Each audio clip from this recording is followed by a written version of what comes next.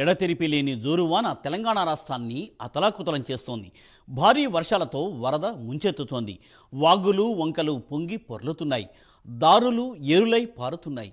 చినుకు తాకటికి చిగురుటాకుల పల్లెలు పట్టణాలు వణికిపోతున్నాయి. కొన్ని చోట్ల ఊరేదో ఏరేదో తెలియని పరిస్థితి. ప్రళయ రూపం దాల్చిన వరద పలు కుటుంబాల్లో విషాదం నింపింది. ఒకవైపు కట్టలు తెగుతున్న చెరువులు, నిండుకుండల్లా ప్రాజెక్టులు, మరోవైపు వరదల్లో చిక్కుకున్న వారి ఆర్తనాదాలు హృదయ విదారకంగా మారాయి. ఇప్పుడు కుండపోత పోసినట్లుగా కురుస్తున్న వర్షాలపై సీఎం రేవంత్ రెడ్డి సమీక్ష జరిపారు. దీనిపై ప్రైమ్ 9 ప్రత్యేక కథనం ఇప్పుడు చూద్దాం.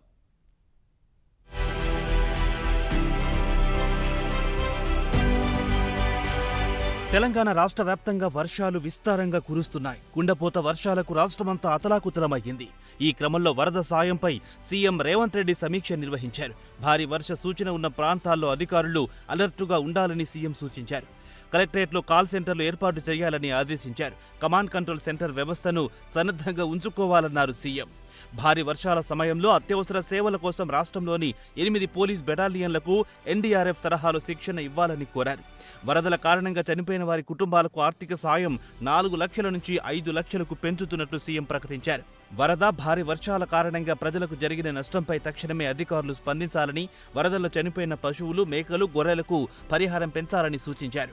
వరద నష్టంపై కేంద్రానికి సమగ్ర నివేదిక ఇవ్వాలని అధికారులను ఆదేశించారు. మరోవైపు మంగళవారం ఉదయం వరకు వర్షాలు పడే అవకాశం ఉంది. దీంతో వికారాబాద్, సంగారెడ్డి, కామారెడ్డి, నిర్మల్, నిజామాబాద్, మెదక్ జిల్లాలో మోస్తారు నుంచి భారీ వర్షాలు కురిసే అవకాశాలున్నట్లుగా తెలుస్తోంది. అందుకే అధికారులు రాష్ట్రానికి ఎల్లో అలర్ట్ జారీ చేశారు. వరద ప్రభావిత జిల్లాలు ఖమ్మం, భద్రాద్రి కొత్తగూడెం, మహబూబాబాద్, సూర్యాపేట కలెక్టర్లకు తక్షణ సాయం కోసం 5 కోట్లు కేటాయించాలన్నారు.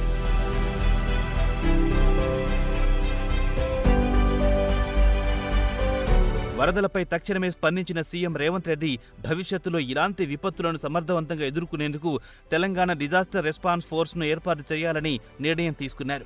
25 పెద్ద టవర్లు కూలిపోయినప్పటికీ విద్యుత్ సిబ్బంది వెంటనే కరెంట్ సరఫరాను పునరుద్ధరించారని ఈ సందర్భంగా గుర్తు చేశారు. అదేవిధంగా 24 గంటలు అప్రమత్తంగా ఉండాలని, విద్యుత్ సమస్యలు, ప్రమాదాలు తలెత్తకుండా చర్యలు తీసుకోవాలని సీఎం ఆదేశించారు.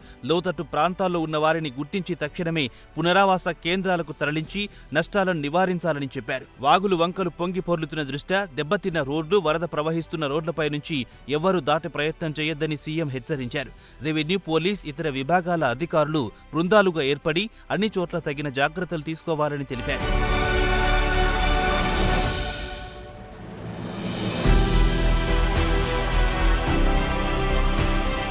మరోవైపు తెలంగాణలోని వరద ముంపు ప్రాంతాలు పర్యటించాలని కోరుతూ ప్రధాని మోదీకి రేవంత్ రెడ్డి లేఖ రాశారు. వరదలను జాతీయ విపత్తుగా పరిగణించాలని లేఖలో పేర్కొన్నారు. రాష్ట్రానికి తక్షణం సాయం అందించాలని లేఖలో ప్రధానిని కోరారు. హైదరాబాద్లో ట్రాఫిక్ సమస్య లేకుండా కమిషనర్లు చూడాలని ముఖ్యమంత్రి ఆదేశించారు. కమాండ్ కంట్రోల్ సెంటర్లో నిర్వహించిన సమీక్షలో ఆయన పేర్కొన్నారు.